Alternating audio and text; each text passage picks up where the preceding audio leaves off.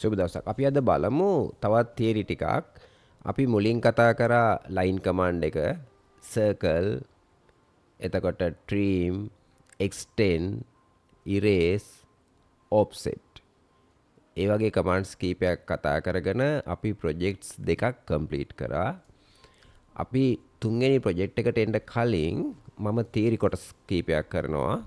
ඒ theory කොටස් කීපයක් කරලා ඉවරලා ඒවත් යූස් කරගන්න පුළුවන් ඒ තුන්වෙනි ප්‍රොජෙක්ට් එක කරන්න.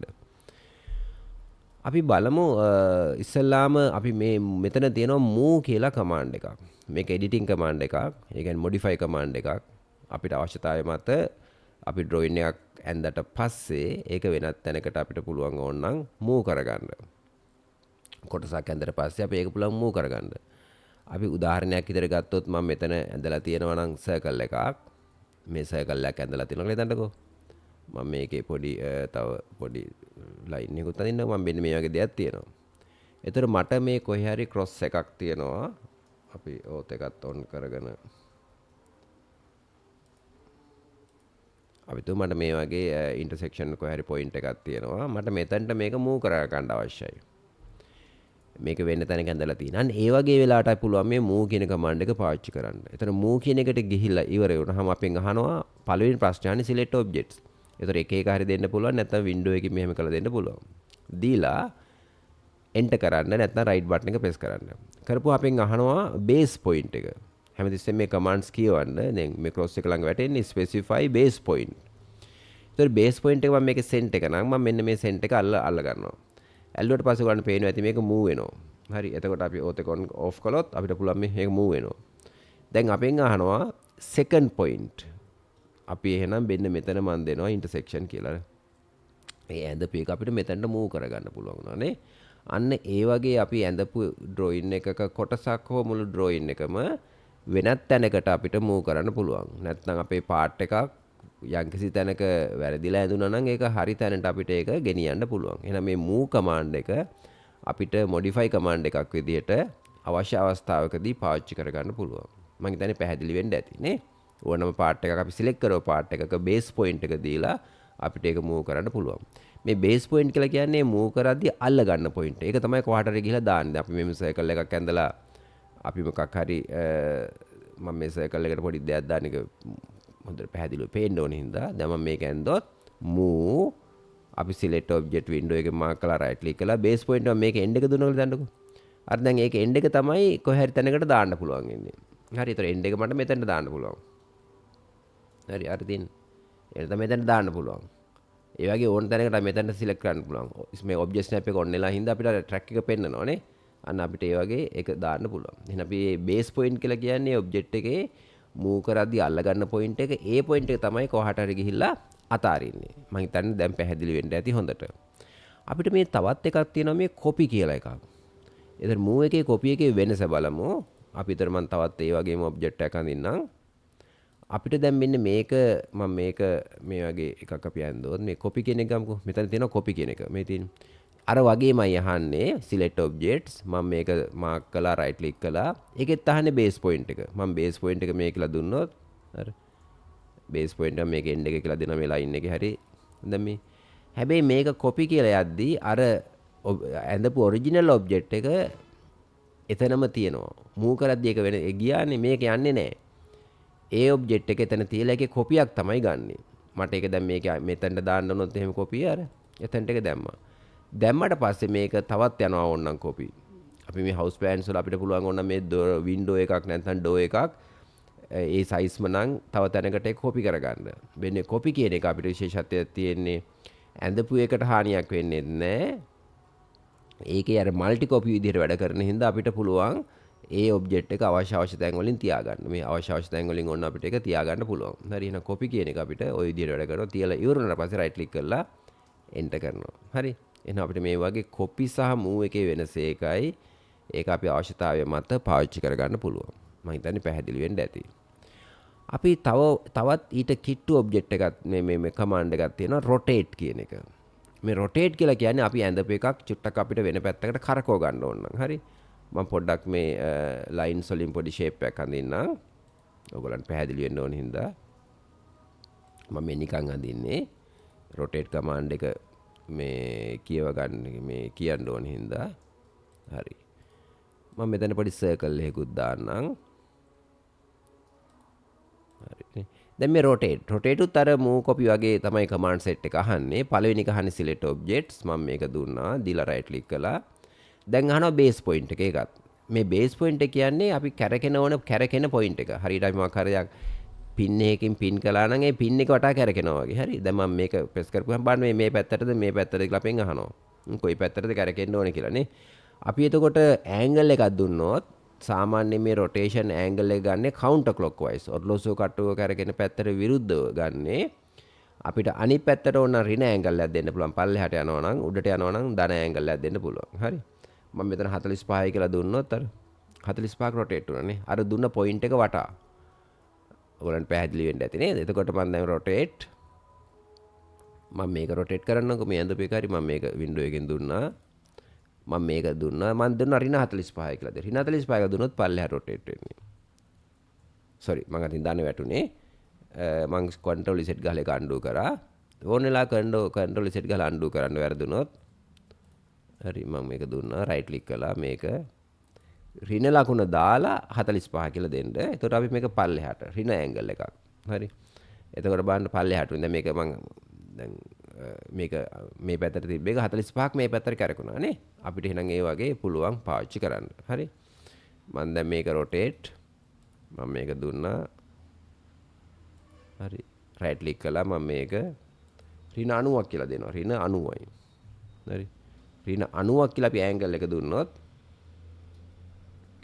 ඍණ 90ක් කියලා ඇන්ගල් එක දුන්නොත් අර පල්ලෙහාට ඍණ 90ක් නේ ධන ඒක කියන්නේ අපිට ධන අගයක් දුන්නොත් ඔරලෝසු කටුව කරකෙන පැත්තට විරුද්ධ පැත්තට කරකෙන්නේ ඍණ එකක් දුන්නොත් ඔරලෝසු කටුව කරකෙන පැත්තට කරකෙනවා මම හිතන්නේ ඒක පැහැදිලි වෙන්න ඇති ඕගොල්ලෝ ප්‍රැක්ටිස් කරගන්න ඒ කමාන්ඩ්ස් ටික හරි ඒක modify commands තුනක් මම කියා දුන්නේ move copy rotate තවත් වැදගත් command එකක් තියෙනවා mirror කියන එක. මම ඒකත් මෙතනදී කියා දෙන්නම්. මේක නම් ගොඩක් වැදගත් command එකක්. මම මේ පොඩ්ඩක් මේ ටික අයින් කරගන්නම්. හරි. අපිට අවශ්‍ය වුණොත් mirror ඒ කියන්නේ දර්පණ කොපියක් ගන්න අපිට අවශ්‍ය වුණොත් දැන් මම මේ object එකම උදව් කරගන්නකො මේක. මට මෙන්න මේ circle එකයි මේ ඉරේයි mirror එකක් අවශ්‍යයි. mirror කොපියක්. මෙන්න මේක තමයි සමමිතික අක්ෂය. symmetrical axis එක. හරි. මම එතකොට මේ mirror command එක වෙන්න මේක mirror command එකට ගියාම අපේ පළවෙනි ප්‍රශ්නේ අපෙන් අහන්නේ සුපුරුදු විදියට select objects මම මේකයි දුන්නා. ඔය දෙක විතරක් දෙන්නම්කෝ. හරි. ඔය දෙක විතරක් දීලා මම enter කරනවා. නැත්තම් right click කරනවා. කරපුවා මගෙන් ප්‍රශ්නයක් අහනවා first point of mirror line.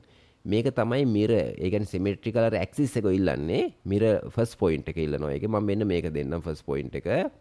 ඊට පස්සේ ඕතෝ එක ඕනනම් මම පල්ලෙහාට ගන්නත් පුළුවන් නැත්නම් මෙතන ඉල්ලන්නේ second point එක මම මේක දෙනවා හරි දුන්නාම ඔයගලන්ට පේනවා ඇති mirror එක වැටෙනවා දැන් හැබැයි මෙතන අහනවා පොඩි ප්‍රශ්නයක් erase source objects කියලා කියන්නේ ඇඳපු object එක erase කරන්නද කියලා අහනවා ප්‍රශ්නයක් yes කියලා දුන්නොත් මේ ඇඳපු එක erase වෙලා මේක විතරක් එනවා y කියලා දුන්නොත් n කියලා දුන්නොත් no කියලා දුන්නොත් අපිට මේ දෙකම තියෙනවා yes කියලා දුන්නොත් original object එක erase වෙලා mirror image එක විතරක් එනවා.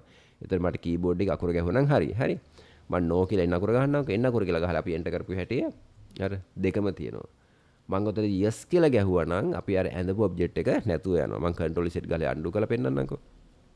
mirror හරි select object මම මේකයි දුන්නා. right click කළා. mirror axis එක මම මේකයි දුන්නා. මම y අකුර ගහනවා yes කියලා. ඒ කියන්නේ source object එක erase කරන්නද yes අන්න ඒක erase කරලා mirror image එක විතරක් අපිට ආවා එහෙනම් සමමිතික object එකක් අපිට පුළුවන් භාගයක් ඇඳලා ඒ සමමිතික axis එක වටා මට මේක rotate මේ axis එක වටා mirror image එකක් හෝ mirror copy එකක් ගන්න පුළුවන් හරි මම මේ image එක දැන් මම මෙතන මෙහෙම කරන්නම්කෝ මම මෙහි axis එකක් තිබ්බා කියලා හිතන්නකෝ මේ හරිය දැන් මම මේ හරියේ ඇක්සිස් එකක් තියෙනවා. මට පුළුවන් වුණා මේක වටා mirror කරන්නත් පුළුවන්. හරි. මම mirror කියලා ගියා. select object එක මම මේ set එකම ඇල්ලුවා. අල්ල right click කළා. ඊට පස්සේ මම මෙන්න මෙතන දෙනවා first point එක. second point එක මම මේක දෙනවා. හරි. දීලා මම දෙනවා මෙතන no කියලා. මට දෙකම ඕනේ හින්දා erase source object no. එන්න කර ගහලා අපි enter කරපු හැටිය. හරි. දෙකම තියෙනවා. ඒ ඇක්සිස් එක අපිට ඕන විදිහකට තියාගන්න පුළුවන්. හරි. මට ඕන මේ ඇක්සිස් එක මේ විදිහට තියාගන්නත් පුළුවන්. මම හොරිසොන්ටල් තියාගන්නත් පුළුවන්. වර්ටිකල් කියලා විතර නෙමෙයි. හරි. හොරිසොන්ටල් තියාගත්තොත් මට ඕන මිරර් කියලා ගිහලා මම මේ ඔබ්ජෙක්ට් එක දෙනවා. දීලා රයිට් ක්ලික් කරලා මම දෙනවා මේකයි මිරර් ලයින් එක. දීලා මම දෙනවා no කියලා. හරි. no කියලා දුන්නොත් source object ඉරස් ගන්න එපා දුන්නොත් අර මට මේ පැත්තට මිරර් එක ආවනේ. එහෙනම් අපිට ওই වගේ සමමිතික ඇක්සිස් එකක් වටා අපිට පුළුවන් මිරර් ගන්න. හරි. මේක ගොඩාක් විට වැදගත් කමාන්ඩ් එකක් ඉදිරියේදී ඔයගොල්ලන්ට ගොඩක් උදව් වෙයි ඩ්‍රොයින් සඳේදී. විශේෂයෙන්ම 3D වලටත් මේක අපිට ගොඩක් උදව් වෙනවා. හැබැයි 3D වලට අපි 3D මිරර් පුළුවන්. අපි ඒක 3D කරන වෙලාවට බලමු. දැනට අපි මේ 2D මිරර් කියන එක සම්මිතික මේ ඔබ්ජෙක්ට් එකක් තිබ්බොත් ඔයගොල්ලන්ට දර්පණ කොපියක් ගන්න උත්සාහ කරන්න. භාගයක් ඇඳලා ගන්න පුළුවන්. හරි. හරි. ඉදිරි ප්‍රොජෙක්ට්ස් වලට අපි මේ කතා කරමු තවත්. හරි. මම මෙතන තවත් කමාන්ඩ්ස් දෙකක් කියා දෙනවා. fillet and chamfer කියන එක. මේ fillet කියන එක මම චුට්ටක් පස්සට දැම්මේ අර tangent radius එක චුට්ටක් ඕගොල්ලන් ප්‍රැක්ටිස් වෙන්න ඕන හින්දා. හරි. අපි හිතමු මෙන්න මෙහෙම ලයින් එකක් තියෙනවා මට අවශ්‍යයි මෙන්න මෙතන මේ මුල්ල කෝණ කරන්න. මුල්ල රවුන්ඩ් කරන්න අවශ්‍යයි. හරි. දෙන රේඩියස් එකකින්. අපි ඒ වගේ දෙයකට අපි කලේ tangent radius අරන් trim කරලා දාගත්තානේ.